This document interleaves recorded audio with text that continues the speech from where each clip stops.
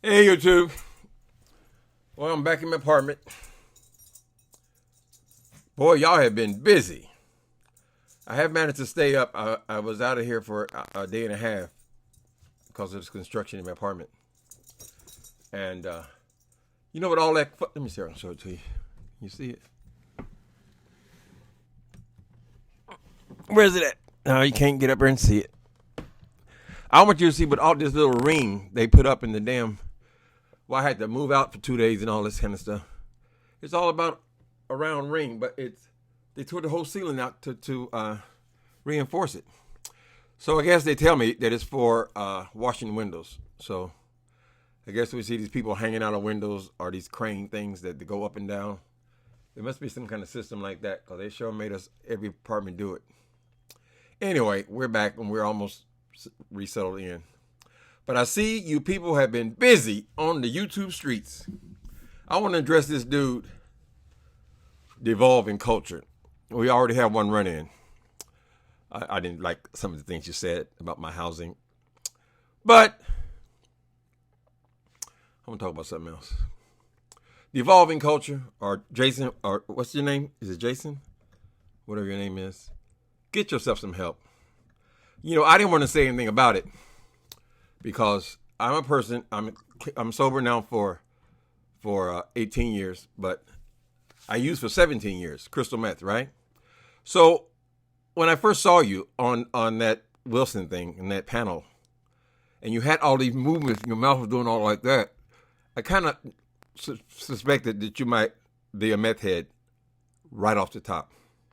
I didn't want to say anything about it because I don't want to ever be in a place where I'm, it's like, don't forget where you came from. And then there are circumstances where people have had strokes and so forth. You're never positively sure. So today, when I was listening to people doing some commentary on you, they would speed the tapes up so to distort your voice, so I can tell how fast you were talking. But for the things you were saying, I can say, well, this guy, he let it slip in there, or maybe it's a fraudulent slip, that he had been struggling with crystal meth for decades. He said that I had been doing that as well. And you were right, Divulging Culture. I have struggled with that thing. So I want to encourage you to get yourself some help. You say you've been struggling with it for decades? Okay, so now you look around 40 years old. Don't waste any more time, dude. You were not making any sense. You're babbling and you're thinking that these people are going to accept you coming on here calling these people, I can say it because I'm black, nigger, nigger, nigger, nigger. And you kept on saying it like it's just going to be cool. You're a drug addict. You're not in your right mind. So I would encourage you to get yourself some help where you still have a little youth left, where you can still do a little, whatever your career is. I don't think you're no CEO of anything. I think you're a person who is trying to have a conversation with people who are not high when you were just spun out of your mind, or you're so exhausted. See, when I was using, computers were just becoming popular, right? And the people that I was encountering, we couldn't get organized enough to be screwing around with no computers. So we didn't have this social media thing.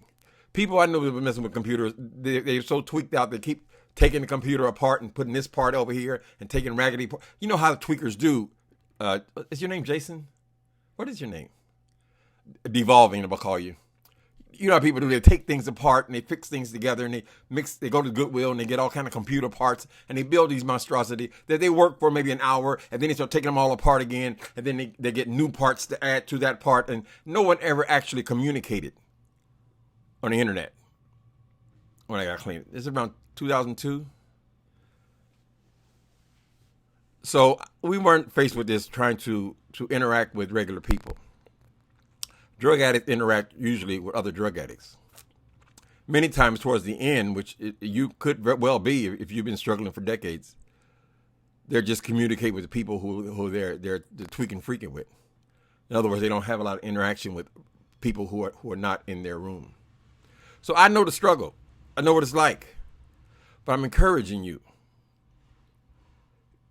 Try it again. Whatever you tried before, which did not work, is not working now. because this tirade you went on, this bits and pieces that I was able to see, is not working. It's not working. You're not able to organize your thoughts. And you're not able to recognize that there's no way you can go on with this language you were using today, this inward. That's never going to fly. It's not going to fly in any circumstance. And I doubt that it's going to be forgiven by very many. Nobody's going to publicly acknowledge that they've forgiven you for something like that. But I know you're not in your right mind. When your body is moving like that and you got all this kind of stuff, that's all from crystal meth. That's what it does to you. For some people, it does it for, it takes you years to get your body back to normal. You know how they move when they're on the phone and they got all these movements and they can't even dial the phone because the tweet. We all know. I mean, we know. So you suggested that you had dealt with meth for a lot of years. I think you're still dealing with meth for right now. And I would say that just because 12-step doesn't work for you, it's not the end of it. I haven't been to a 12-step meeting since I left program 17 and a half years ago. Went there, not that there's anything wrong with the 12-step program, and it works for a lot of people, but not for everybody. You might have to try therapy. I tried a church and it works for me, so I'm loyal to that faith path. But it's all kind of paths. People can get into Buddhism or whatever you're going to do, your tradition in Judaism, whatever it's going to take for you to connect with God or higher power greater than yourself, and for you to humble yourself to that power. Forget the people. Humble yourself to that power. Not challenging the power, but to be defeated. Surrender. I think you need to do something. And it's got to be along spiritual lines. Because if you're in your 40s, or you're around 40s, and ain't nothing worked yet, like Donald Trump says, what do you got to lose? You sound like a fool, Jason. Is it named Jason? Why do I keep saying Jason? It don't sound right. Something's not right about that. Well, devolving culture. Your culture has devolved. You seem like you have problems with Jewish people as well, your own people. So you're just having identity issues. And you're not going to figure them out while you're high. It's just not going to happen. You will get a rational mind. You'll be able to reach your full potential only when you are sober. Crystal meth, it affects the mind. It makes you psychotic. So a lot of the things you're saying, you're accusing this person, and apparently you're saying Quantity's a drug addict and all these other people are drug addicts because you're a drug addict. You're a drug addict, Jason. That's the only thing that is clear. If your name is Jason, I might be saying it wrong. I don't know. But you keep trying. You fall and you get back up. Here's what I did. In LA, in my 20s, I was in alcohol. I was just caught up in the bar scene as a young boy in the bar scene. So I ended up going to 12-step meetings, right?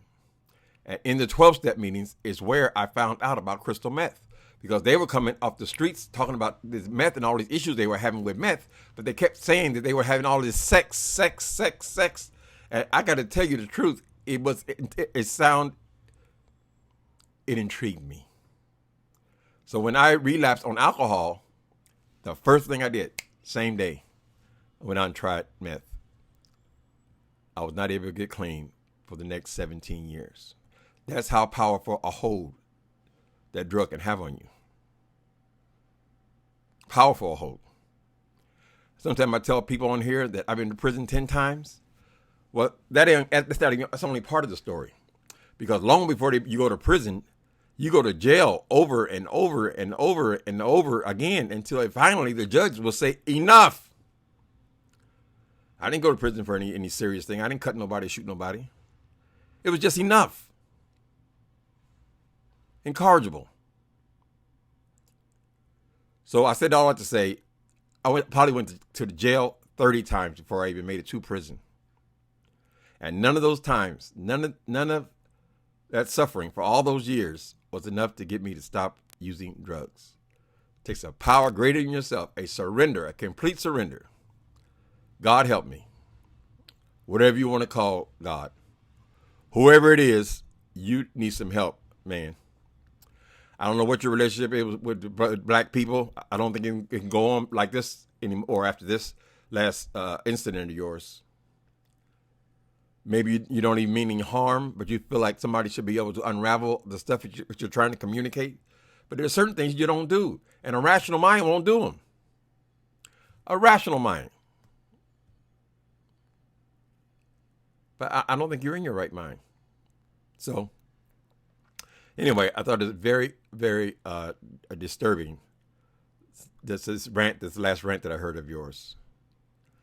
I kind of knew it from the very beginning when I first saw you because of your movements. There are certain movements that go along with long-term use of meth. You've seen we've all probably seen extreme cases out here on the street when you see people digging through the garbage for hours and hours and hours and stuck and can't get away from it, and all these body movements and not taking care of yourself.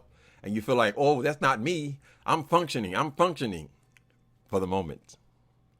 See, it is a devolving thing, just like your name.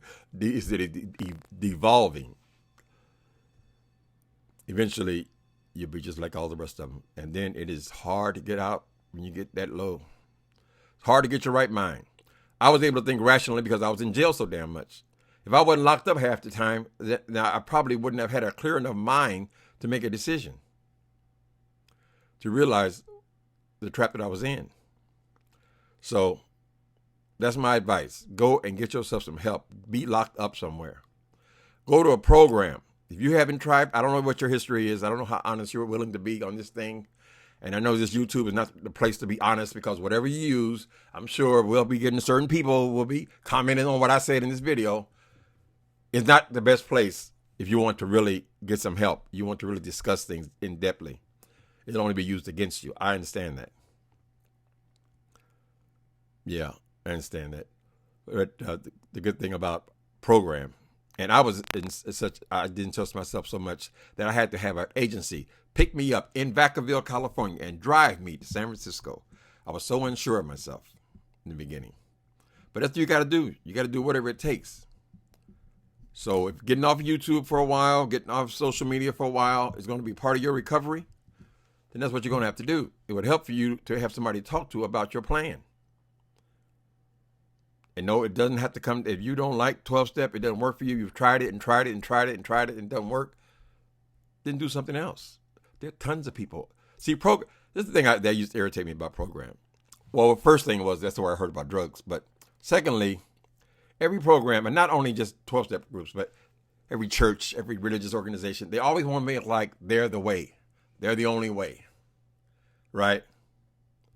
So they'll say, oh, if you're not making here, you're on a dry drunk, or you're just waiting to get high. And they have all this different stuff why you have to use their program, because they have to reinforce that this is the way to stay clean, right? And sometimes you have to have enough faith to step away from that and say, you know what? I've tried you guys 11 times. There'll be no 12. So maybe you got to get some therapy. Maybe you got to be medicated. Who knows? I think a good place to start is in a program, a live-in program. It's got to be live-in, where you will not have an opportunity to relapse, where you will not go to a store by yourself, where you will not leave the house for a limited amount of time without being with someone else. That's the support. You're supporting each other. Now, I think that is crucial. It gives you a chance to think. That's what you need. You need to get your mind clean enough to think. Right? Since you're not going to jail, I assume, I don't know what your hustle is, but I do know that people are not running Fortune 5, whatever. What did you say you were? Some CEO of something? Whatever. So whatever your hustle is. Whatever your hustle is. All right, I lost my chain of thought. Now that does go. Well, that goes with age anyway. But anyway. I think program's a good place to start. It gives you a chance to think, see what's available to you, a place where you can read. Mostly program, and people think, oh, I'm going to go in there, they're going to be hollering at me, yelling at me. And that's really not what program is. You probably already know this. But mostly it's just being away from drugs, being away from your old neighborhoods, your old environments, having support wherever you go, whatever you do, and just telling what's going on with you on that particular day. Some of them are just 90 days. I mean, these really expensive ones, I guess, are 35, 40 days, something like that. You don't get clean in that time. I mean, you get your mind clean enough to think, but then you can decide how to go forward or investigate some other ways of doing things. But you need to get some help. That rant was ridiculous. No, you're not going to get away with calling people N-word. I could. Color my skin. You can get away with calling Jewish people whatever names you, just borrowing your names you guys have between each other. I don't think they do a lot of that, but I'm sure there are words that you use between each other. You can do that. But to be involved with other races and using that kind of stuff, that's not forgivable. It'd be forgivable if you go and get clean and come back and apologize. That would be nice. But you do what you got to do. One dope fiend to another. Get yourself some help, dude.